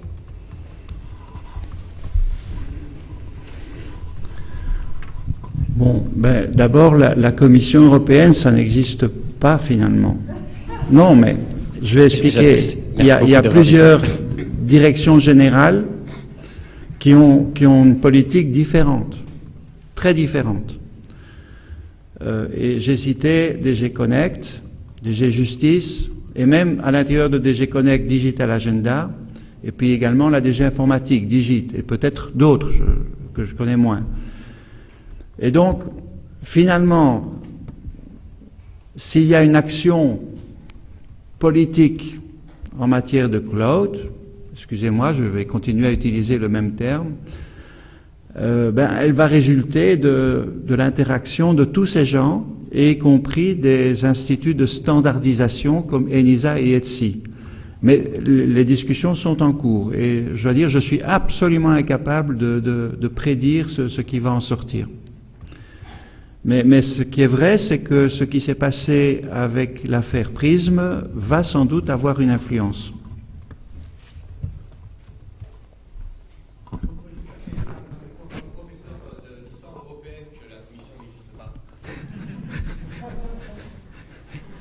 Il y a des directions générales. Merci. Alors, merci Patrice Emmanuel. Alors, une dernière question et après on se... J'ai une question, mais qui est... Moi aussi, j'ai été troublée quand j'ai vu apparaître ce terme de cloud, parce que je me suis dit, qu'est-ce que c'est? Et puis, pourquoi c'est nouveau alors que les SAS, ça existe depuis très longtemps et qu'on connaît ça? Et les SAS, Software Service, ça existe depuis très très longtemps et ça s'appelait pas cloud. Et puis tout d'un coup, il y a le mot cloud qui est arrivé. Cloud est un terme de marketing. Voilà. Il n'y a rien de plus. Et c'est un terme... Software as a service n'est pas la même chose. Et c'est plus spécifique, plus étroit. Et c'est complètement mauvais. Mais aujourd'hui, j'ai dit le service comme comment substituer pour un logiciel. Service as a software substitute. C'est un cas spécifique qui est mauvais. Mais quand ils disent cloud, ça veut dire beaucoup d'autres choses. Quelques-uns acceptables, quelques-uns mauvais pour des raisons diverses. Mais justement, alors, est-ce que ce terme a une réalité autre que marketing ou autre que d'être un espèce de sésame ou de Graal économique? Il y a plusieurs réalités, c'est le problème. Quelques-uns utilisent cette expression pour vouloir dire un système technique pour diviser un travail du serveur entre plusieurs machines. C'est une méthode technique. Je ne vois rien de mauvais dans l'utilisation de cette technique, mais ça n'a rien à voir avec iCloud. Oui. On a parlé aussi d'infogérance dans le temps, qui est aussi une forme de traitement à distance. Mais c'est quand même préoccupant. Pardon? C'est préoccupant qu'on parle de quelque chose qui est un objet non défini. Pour le moment, dans les textes de loi, on n'utilise pas le mot cloud. Pour le moment, d'accord? Mais dans beaucoup de rapports et dans tous les rapports, même juridiques, le terme est utilisé. partout, par les gouvernements, par la Commission, etc. Ça veut dire qu'ils ne savent pas ce qu'ils disent. Non, mais il y a quand même des définitions. Il y a une définition officielle du cloud computing qui est donnée par le NIST, National, je ne sais plus exactement, National Institute of Software and Technology. Donc on a effectivement un document de référence édicté par une institution américaine de référence. Alors personnellement, je suis aussi totalement contre le terme cloud. C'est effectivement un terme de marketing. C'est un terme fourre-tout. Alors, avant de commencer à parler de cloud avec quelqu'un, il faut lui demander quelle définition il adopte. Est-ce qu'il adopte une définition très large, qui correspond à la définition de l'Internet, ce qui n'a plus aucun sens? Est-ce qu'il adopte une définition plus étroite, qui est la définition du NIST, qui a été donnée d'ailleurs par Patrice Emmanuel Schmitz, puisque la définition du NIST opère les distinctions entre SAS, IaaS, Platform as a Service, etc. Donc tout ce que Patrice a donné, en fait, est basé sur une définition plus ou moins officielle. Personnellement, je ne trouve pas ça très satisfaisant non plus, puisqu'effectivement, on y mélange déjà encore énormément de choses différentes. Et comme Richard le dit, effectivement, un software as a service n'a rien à voir avec une infrastructure as a service. Et donc, pour le moment, on est en train d'utiliser un terme fourre-tout. Bon, le problème est quoi, à mon avis? C'est que ce terme a malgré tout été adopté parce que c'est le terme de marketing et parce que les administrations ont décidé de prendre le problème à bras-le-corps. Et donc on prend l'espèce de chose complètement multitête, complètement inhomogène, et on essaye de l'aborder. À mon sens, c'est pas la bonne façon de l'aborder. Et effectivement, aborder le cloud. Généralement, en tant que juriste, on me demande, êtes-vous spécialisé dans le droit du cloud? Ça n'a également absolument aucun sens. Il n'y a pas de droit du cloud. Il y a le droit au respect de la vie privée, il y a le droit des contrats, il y a le droit des télécoms, et ainsi de suite, et ainsi de suite. Et donc, effectivement, je pense que l'approche de dire ne parlons plus du cloud, ça n'a aucun sens, c'est couper la communication, puisque c'est un terme qui, de facto, est utilisé par tout le monde. On est dedans, et voilà. Pas tout le monde. Non, une grande majorité. C'est dramatique, mais ça devient un terme fédérateur. Et effectivement, ce qui est dramatique, c'est de fédérer des gens autour d'un terme qui ne veut rien dire. Tout à fait d'accord. Maintenant, je pense que quiconque vient vers vous en disant « parlons du cloud », je dirais « ok, très bien, parlons du cloud », mais je ne suis pas satisfait par le terme, donc on va commencer par le définir. Et une fois qu'on aura clairement défini de quoi on parle, alors à ce moment-là, on pourra aller davantage approfondir les questions, différentes questions, et une fois de plus, le droit de la vie privée, par exemple, ne va pas s'appliquer de la même façon à un software as a service qu'à une infrastructure as a service. Et effectivement, ça rajoute des couches de complexité, et donc la discussion va immanquablement partir dans différentes branches, sections, sous-sections, etc. Elle deviendra passionnante, on se perdra certainement à un certain moment, et c'est ça aussi le cloud, cette complexité et ces couches, ces multicouches qui aussi bien techniques que juridiques à tout niveau. Je propose de distinguer plusieurs questions quand il s'agit de l'utilisation d'Internet pour des choses pas traditionnelles comme transférer un fichier entre des ordinateurs. Une question est: à qui appartiennent les ordinateurs auxquels vous confiez vos données? Autre question indépendante est: qui a le contrôle de l'informatique que vous faites? C'est-à-dire, qui a le contrôle des programmes qui font votre informatique? Deux questions séparées qui peuvent être posées pour n'importe quelle activité dans Internet et pour n'importe quel utilisateur, que ce soit vous ou l'État ou une entreprise. Ces deux questions peuvent éclaircir ce qui est bon ou mauvais.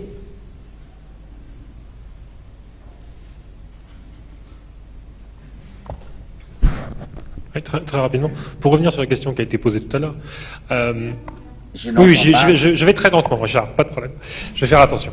Le fait que les experts qui sont mandatés pour travailler sur la réglementation qui va encadrer, quelle que soit sa forme, le PaaS, le SaaS, le IaaS, donc le cloud, les architectures à distance, le fait que ces experts soient également des fournisseurs d'accès et des fournisseurs de services, est-ce que ça ne veut pas dire que, de base, le discours et l'approche est faussé, puisqu'ils vont être à la fois juges et parties. Aujourd'hui, ils décident de la réglementation qu'ils vont être amenés à appliquer.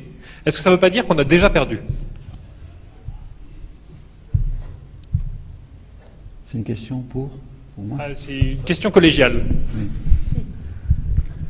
Pourquoi Richard Stallman ne fait pas partie des experts de la Commission européenne? Ça m'étonne, ça, quand même. Richard, avec nous, Richard. Ça m'étonne, en tant que citoyen, je ne comprends pas qu'effectivement, on n'ait pas des experts de logiciels libres qui sont en mesure de prendre des décisions, qui respectent les libertés des citoyens. Parce que là, l'analyse du domaine aussi pour rejoindre n'a une perspective qui ne tient pas compte, effectivement, des libertés des utilisateurs, mais une analyse purement économique.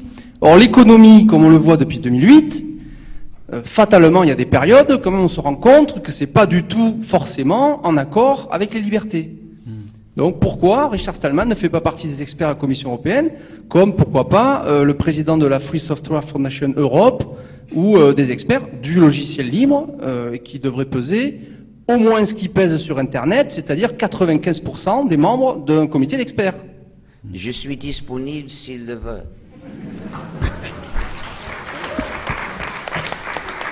Mais ils voudront parler du cloud. Oui. Et ça pose à mes yeux une excellente question. C'était même d'ailleurs le but de cette plénière. Quel est le rôle du logiciel libre dans les nouveaux usages qui se développent sur Internet? Alors on parlait du SaaS, du PaaS, du IaaS, ou plus globalement du cloud, parce qu'effectivement, moi je l'utilise quotidiennement, mais comme un terme fourre-tout, qui ensuite doit être défini pour qu'on s'entende dans la discussion, qu'on sache à peu près de quoi on parle. En revanche, comprendre ce que le logiciel libre peut apporter à ces usages-là, ou inversement, qu'est-ce que le développement d'Internet et le développement des usages sur Internet peut poser comme obstacle au logiciel libre. Je repense par exemple, alors, le but des sociétés dans le monde du logiciel libre et de l'open source, peut-être que Richard me contredira, le but des sociétés la plupart du temps est de faire du profit, pas pour toutes, mais ça reste quand même moteur. Et généralement, le logiciel libre est une façon de diffuser largement, de remplir certains objectifs qui peuvent être humains, personnels, mais aussi de se garder en périphérie un petit avantage. Il y a des années, il y a moins de 10 ans, les entreprises se sont dit, si je réussis à utiliser du logiciel libre sur mes serveurs, sans jamais donner accès, sans jamais distribuer le logiciel libre en question, je vais pouvoir bénéficier des efforts de milliers de contributeurs sans jamais avoir reversé toutes les modifications que moi-même j'ai apportées. Patrice l'a rapidement évoqué tout à l'heure. Il y a de nouvelles licences, donc notamment la CNU AFERO-GPL et le UPL, la licence de la Commission européenne, qui sont venus prendre à revers cette pratique en disant non, même cet usage, dès lors qu'on rend des services à un utilisateur, doit être considéré ou avoir des effets analogues à une simple distribution. Mais c'est venu ensuite. Et de la même façon, là c'est plus une expérience personnelle, les grands acheteurs, alors publics ou privés, souvent se voient opposer, en tout cas se voient proposer soit un système de développement classique, vous avez tel besoin, on va vous répondre sur telle solution libre ou pas, soit un modèle d'hébergement de cloud qui est marketé comme tel. Et au final, ils n'arrivent pas nécessairement à se rendre compte que même si ils sont sur la base de logiciels libres, les avantages tirés des libertés associées au logiciel ne seront pas suffisantes s'ils sont justement dans un hébergement, dans du cloud, quelque chose de flou, ils ne savent pas trop en fait qui possède les données, qui tire profit des contributions réalisées à leur demande et donc financées par eux sur les logiciels libres. Personne ne sait trop où ça en est et ça pose de vraies difficultés. Il y a beaucoup d'argent public. C'est pas assez concret. Il y a beaucoup d'argent public qui est dépensé sur des projets libres, en tout cas qui sont pensés comme tels, sans que ça leur profite, sans qu'ils aient les libertés qu'ils pensaient avoir par les logiciels Non, libres. mais ce cas n'est pas assez concret pour D'accord. juger. Parce que on peut louer un serveur virtuel à distance et y installer la version de GNU Linux que vous voulez. Et comme si vous avez le contrôle de ce qu'il fait. Et vous réalisez tous les bienfaits d'utiliser le logiciel libre. Mais il y a d'autres manières d'utiliser des serveurs, par exemple le software as a service ou service as a software substitute, où tu perds le contrôle de ton informatique. Il faut séparer ces cas. Il faut d'abord rejeter le mot cloud. Alors, j'ai envoyé sur un autre sujet, mais le temps s'écoule. Et là, très technique, mais dans la GNU GPL v3 et la GNU Affero GPL, la FSF, les contributeurs ont ajouté la possibilité de rajouter des permissions additionnelles ou des termes supplétifs. Oui. Et il y a une pratique qui se développe depuis quelques années, on appelle ça badgeware. Quoi? Badgeware. Je ne connais pas. C'est des sociétés qui, sur la base de cet article, vont dire très bien, mon logiciel est sous GPL v3. Cela dit, donc c'est un logiciel qui s'utilise en tant que service. Ça peut être un forum, ça peut être un CMS, un client mail, peu importe. Mais ce n'est pas ce que nous appelons logiciel comme service. D'accord. Mais je n'ai pas bien entendu tous les mots que tu as dit pour... Un CMS, un gestionnaire d'agenda, par exemple, qui est utilisé en serveur, qui est installé sur un serveur. Et ce que je voulais dire, c'est que sur la base de la GNU GPL v3, ou Affero GPL plutôt, ils vont ensuite préciser que tout usage de ce logiciel doit maintenir des conditions, par exemple, la mention de la société, de toutes les œuvres de la société. Par ailleurs, ils vont préciser que tout, et aussi d'ailleurs le logo de la société doit être incrusté sur le logiciel utilisé, et qu'il soit modifié ou pas, et ça, personne ne pourra l'enlever. Par ailleurs, il y a une clause qui est rajoutée relative à la marque, c'est-à-dire que tout usage de la marque doit être autorisé par la société en question. Et non, c'est contradictoire. Ils ne peuvent pas utiliser la marque pour restreindre la redistribution du programme. Mais pourtant, c'est ce qu'on voit se développer. Beaucoup de sociétés sont en train de utiliser l'Affero GPL ou la GPL. Ce n'est pas vraiment disponible sous la GPL en ce cas. Il faudrait leur expliquer, parce que c'est quelque chose qui se développe. Il faut nous présenter un cas. Oui, j'en ai... Si je dis quelque chose de général, je le dis à personne.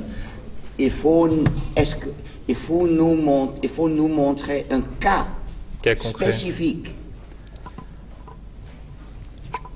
On en parlera tout à l'heure. Je ne sais pas si vous avez d'autres réflexions, d'autres questions, réflexions, remarques, critiques. Critiques non, mais... Oui.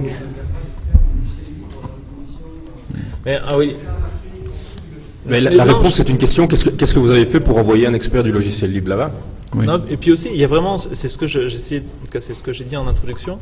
Quelle est la place du logiciel libre là-dedans? Mais je pense qu'ils ne le comprennent pas. C'est ça que je voulais dire. La Commission européenne rentre en dissidence en allant contre la volonté des citoyens. Les citoyens veulent être libres. Donc pourquoi il n'y a pas des experts de logiciels libres dans les commissions d'experts? La question est simple. C'est des citoyens qui posent la question. On demande pourquoi il n'y a pas d'experts des logiciels libres dans les commissions de décision des instances qui s'appellent prétendument démocratiques. Voilà. Il y a quand même 95% d'Internet qui marche avec des logiciels libres. C'est quand même une anormalité extraordinaire. Je crois que ce qu'il faut faire, c'est d'abord être conscient de tout le mécanisme qui est en train de se mettre en route, et il faut identifier les canaux par lesquels vous pouvez intervenir. Alors, c'est clair que ce que la DG Connect a voulu faire, c'est-à-dire ce qu'on appelle l'European Cloud Partnership, c'est un forum de discussion à très haut niveau. Quand je dis haut niveau, je veux dire par là des grands acteurs du cloud et des ministres. Voilà, rien à voir avec vos préoccupations. Donc, si moi je suis citoyen, c'est pas là que je vais intervenir. On peut le demander, mais je ne crois pas que c'est le bon moyen. Par contre, via le Parlement européen, par vos parlementaires, là vous pouvez sans doute intervenir, parce que là, il y a un moyen d'accès. Et mais globalement, Patrice, tu as quand même dit que c'était une réunion avec des ministres. Oui. Les ministres sont quand même des gens qui sont élus. À un certain moment, il y a quand même un procédé législatif d'élection, j'en sais rien. Bon, le Parlement, c'est peut-être le niveau le plus bas où il y a le moyen d'agir le plus spécifiquement. Mais moi, je suis parfois étonné de ce qu'il y ait peu de politiciens qui, dans leur programme, se targuent de promouvoir l'informatique donc ouverte, libre, pérenne, transparente, etc. Pour le moment, il y a un parti qui se profile beaucoup là. Pirate. Le parti pirate, mais aussi les partis verts. Bon, Eva Lichtenberg, qui était hier au Parlement, est très connue pour cela. Donc il y a certaines personnes qu'il faut sans doute approcher, et c'est à elles qu'il faut leur poser cette question-là. Et à la limite, hier, vous aurez certainement pu poser cette question-là en personne à un MEP dans l'enceinte du Parlement européen. C'était une opportunité pour le faire. Et je pense que chaque fois qu'une opportunité se présente de la sorte, eh bien, il faut y aller. C'est la seule manière. Il faut écrire et il faut voter pour ces gens-là. Et en tant que citoyen, le Parlement est sans doute votre meilleur, disons, canal pour faire passer vos idées. C'est en tout cas le canal que je préférerais, moi, en tant que citoyen, parce que interagir directement avec la Commission ou avec les chefs de gouvernement, ça me semble un peu difficile. Par contre, le parlementaire, oui, ça c'est possible. C'est juste, oui, pourquoi ce privilège-là, donc d'interagir avec la Commission, il est réservé aux grands acteurs, donc aux industriels? C'est-à-dire que finalement, s'il y a ce mouvement-là, c'est parce qu'il y a des enjeux économiques derrière, et c'est pour ça que Neelie Kroes est très contente de voir l'affaire Prism pour justifier que les acteurs européens aient un marché. Non, mais je vous comprends bien. De faire du logiciel libre dans ce cadre-là. Ouais, je vous comprends bien. Ce que je vais dire, ça va peut-être vous choquer, mais c'est une affaire d'argent et de business. Vous avez vu les chiffres qu'on peut contester, hein, mais qui sont les chiffres rapportés dans l'étude commandée par la Commission. On prévoit un marché de 80 milliards d'euros en 2020. Les acteurs qui vont prendre ce marché... Est-ce que je peux interrupter? Excusez-moi, moi je suis pas un développeur et je connais rien des informatiques, mais je suis un artiste, donc j'ai fait beaucoup de mes pensées abstractes. Maintenant, vous êtes en train de parler d'une vie virtuelle. Pour moi, philosophiquement, la langue dans notre tête, c'est comme le software, quoi. Donc, ce que nous ne comprenons pas, mais peut-être c'est un peu plus facile. Est-ce que je peux le parler en anglais? Yes, please, do it. Okay, so looking at all of this, you are talking about the past, but I'm not pointing it at you personally. Of course, I do not know you. But what I'm saying is that sometimes I get the feeling as an artist that we are all living in a linguistically induced trance. Like we have no idea that we are living in a reality that is created in language. We are not human beings. We are not from flesh and blood. No, we have this biological computer which runs language. And this language tells us that I am I, and I have my car, and I have the key to that car, and if you try to get in my car, I can beat you to death if I want to, because it's my car. The funny thing about it is, thinking about it a lot of years, is that I've noticed, yes, you're right, there are big players, there is people, there is copyrights, there is patents, but what we do not seem to grasp is the thing that we think that we are running it. We are creating a whole group of let's say, poorer people that are getting angry at the big guys that are high up in the banks and whatever. But, and I will get to my point, what I'm trying to explain, and I will just use one company called Fnord. It does not exist, but I will just explain it. If Fnord as a company loses money, it is not because the boss has made some terrible mistakes, but it's just because something happened, whatever, butterfly, chaos theory. But the funny thing is that the company itself is the living entity. It is I, as me, have language in my brain, so I have two things that I want to do in life, which is survive in the now by eating and by defending my territory, and it is surviving in the future by making sure that I get children, because my body will die, my computer will die. The funny thing is that we kind of understand this if I'm talking about a real person, but we do not apply this to governments, nor do we apply this to economical structures. If Nord loses money, it is feeling sick in the now, and it wants to survive in the now, so it will hire pre-brainwashed people called managers to make sure that they get rid of some of the poorer people, so they will, I'm just making up as I go, of course, but you can see what I'm saying. The guy next to me said, who are the big players? Who are the big players? And of course it's always to do with the money. But when are we as a human species going to wake up that the artificial intelligence is already here and it is killing us? Okay? I think the artificial intelligence is alive. A government is something that wants to survive, because if we would really take Richard's GPL license and we would fast forward into the future, because of the way he constructed it with all his people, it's like a virus and it will take over. But this means that all governments will die as well, because they're all dependent on patents and copyright and the way we are doing territory. And I think it's funny because you're talking about the European Union and... Ça suffit, je crois. Ok, merci. J'ai deux choses à dire. D'abord, avoir des enfants n'est pas survivre. C'est une idée idiote qu'il faut tuer, parce que dans le monde, il y a trop d'enfants, il faut diminuer la croissance de la population, il faut enseigner à tout le monde que d'avoir d'enfants n'est pas survivre. Second, une bureaucratie est une machine construite des humains. Donc les ordinateurs, plus ou moins, ont existé depuis longtemps, oui, et nous avons vu les problèmes qu'ils nous posent. Les humains, quand ils participent dans une bureaucratie, se comportent comme des robots ou comme des switches dans un robot.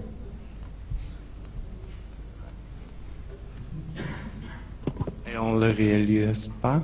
We do not realize this, so it's just continuing. I can't hear anything. Oh, it just continues. It never changes. And then I had one question for you, and that was like, how do you deal with hopelessness then? Like you come here, and then you see this, and it's like it repeats itself every time. You know, you're talking about what better thing have I got to do than try my best? Oh, that's true. Yeah. Me rendre serait la défaite immédiate. À quoi se servirait-il? Pour revenir sur ce que je disais, c'est justement ce que vous proposez. Je n'entends mot. Pour revenir sur ce que je disais, comme moyen de lutte, ce que vous proposiez d'aller au Parlement, c'est insuffisant. Il y a une inégalité entre justement ces grands acteurs et les citoyens que le Parlement ne résoudra pas. Donc il y a des choses à faire. Je ne sais pas comment elles doivent émerger. Je ne sais pas si au niveau de la Commission européenne, ils pensent un petit peu à se détruire eux-mêmes quelque part pour donner plus de pouvoir aux citoyens. Mais moi, je n'y crois pas quand vous dites au monsieur de voir ça avec de voter pour le Parti Vert pour que ça se finisse. Ouais. C'est pas suffisant. Donc on continue à lutter, mais il nous faut d'autres instruments. Il faut quand même relativiser un petit peu. On est en train de prendre la Commission en disant que tout ce qu'elle fait est mauvais, qu'elle ne prend absolument pas en compte tout ce que vous faites et que vous voulez agir. Et bon, je voudrais quand même revenir une seconde sur le projet de règlement spécifiquement en matière de vie privée. C'était un outil stratégique et politique stratégique pour justement essayer de positionner l'Europe dans le cloud et pour justement essayer d'aller encore plus loin dans la protection des données de tout le monde, non seulement en Europe, mais également vis-à-vis des sociétés américaines qui proposent leurs services aux Européens. Donc, il y a parfois des actions qui se font par la bande. Et là, en l'occurrence, et beaucoup plus qu'on ne le pense. Et donc, il y a quand même certaines actions qui sont faites pour protéger les citoyens, pour protéger leurs données, justement vis-à-vis du cloud, peut-être même sans le nommer, parce que c'était un règlement pour la protection de la vie privée, mais dans les faits, les cibles, les premières cibles étaient les gros monopoles cloud américains, qu'on le sache quand même. Et il est impossible de comprendre le problème si vous l'appelez cloud. Ah, justement, j'ai dit, c'est un règlement sur la protection des données à caractère personnel. Voilà. Et il n'y a pas le mot cloud dans le règlement. Voilà. Mais vous avez dit les grandes entreprises américaines de cloud. Mais ça, c'est confondre tout. Bon. Ok. Mais ce que dit Philippe est tout à fait vrai aussi. On a des alliés en dehors du Parlement. Il y a un groupe de travail qui s'appelle le groupe de travail article 29. Je crois qu'il dépend de la Commission, en tout cas qui est créé parallèlement à la Commission. Eh bien, ce groupe de travail a proposé toute une série de clauses contractuelles pour améliorer les rapports entre un utilisateur et un fournisseur de la chose. Et toutes ces suggestions du groupe de travail article 29 se retrouvent dans le projet de réglementation qui est en discussion, qui a été déposé par la Commission en 2012. Et ce sera non pas une directive, mais un règlement. Ça veut dire que si ce règlement est adopté, la protection des données personnelles sera directement réglée. Il ne faudra plus de transposition dans les lois nationales. Ça ne va pas prendre un jour, évidemment. Ça va être progressif. Mais enfin, c'est quand même un grand progrès. Parce que pour le moment, chaque adaptation nationale se traduit par des règles techniques différentes. Et ce ne sera plus le cas avec le règlement. Mais, dans ce cas-ci, c'est la Commission qui est attaquée par les grands lobbies, parce que les grands acteurs de la chose sont en train d'essayer d'adoucir le règlement proposé par la Commission. Donc la Commission est de votre côté, je pense.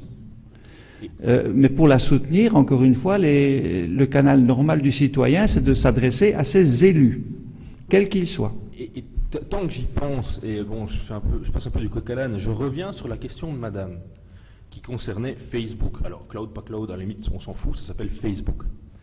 Un employeur qui va demander à un candidat de s'inscrire sur Facebook, personnellement, j'inviterai madame, je pense que vous êtes française, adressez-vous à la CNIL et demandez à la CNIL ce qu'elle en pense. Moi, personnellement, quand je vois un employeur qui dit à un candidat « je vous force à vous inscrire sur Facebook », ce qui veut dire que je vous force à accepter les conditions générales de Facebook, ce qui veut dire que je vous force à accepter que toutes vos données soient envoyées aux États-Unis et soient sous le contrôle de M. Zuckerberg, j'ai l'impression que c'est totalement disproportionné et d'autre part, votre consentement n'est pas explicite, n'est pas en tous les cas vraiment volontaire dans la mesure où vous êtes sous la pression d'un futur employeur qui essaie de vous faire pression pour obtenir des choses qu'il ne devrait normalement jamais obtenir. Tout ça pour vous dire que selon moi, et une fois de plus, par l'angle du droit de la vie privée, vous pouvez certainement agir ou vous défendre face à ce genre de situation. Bon, alors évidemment, est-ce que dans le cas pratique où vous êtes face à un employeur, il vous demande cela, si vous lui dites « je voudrais d'abord avoir l'avis de la CNIL avant de me prononcer », je ne sais pas si vous obtiendrez votre boulot. Mais après, le raisonnement va encore des étapes plus loin en se disant, ok, une fois qu'un candidat employeur se voit manifestement face à quelqu'un qui va violer sa vie privée, alors à ce moment-là, on va même parfois accepter que les données qui sont données dans ce cadre-là soient fausses et que lorsque plus tard l'employeur se rendra compte que ces données soient fausses et essaye de vous virer, à ce moment-là, on dira, oui, elles sont fausses, mais c'était un réflexe face à une violation de la vie privée qui avait lieu. Et donc c'était un réflexe protecteur. Et dans ce cadre-là, même si l'employé a donné des données fausses, c'était uniquement pour assurer son propre respect de vie privée. En tous les cas, ça a déjà été avalisé en Belgique. Je ne sais pas si en France c'était le cas, ça vaudrait le coup d'investiguer. Tout ça pour dire que effectivement, la chose, le C-word, il y a différentes couches juridiques qui s'appliquent, il y a moyen de faire pression, et vous avez déjà des droits, il faut en être conscient. Bon, il y a certainement encore moyen d'améliorer les choses, mais une fois de plus, c'est une thématique complexe, il faut jouer sur tous les plans, sur tous les niveaux, sur toutes les branches de droit, mais tout n'est pas si négatif que ce qu'on a voulu décrire dans les questions qui ont été posées, je pense. Mais c'est clair qu'il faut rester à tout moment vigilant Ça me paraît être une excellente conclusion pour cette plénière. Tout n'est pas si négatif et restons vigilants. Je vous remercie à tous pour votre présence. Voilà, le thème juridique continue en salle 4.3.401 ensuite. Et bonne rencontre mondiale.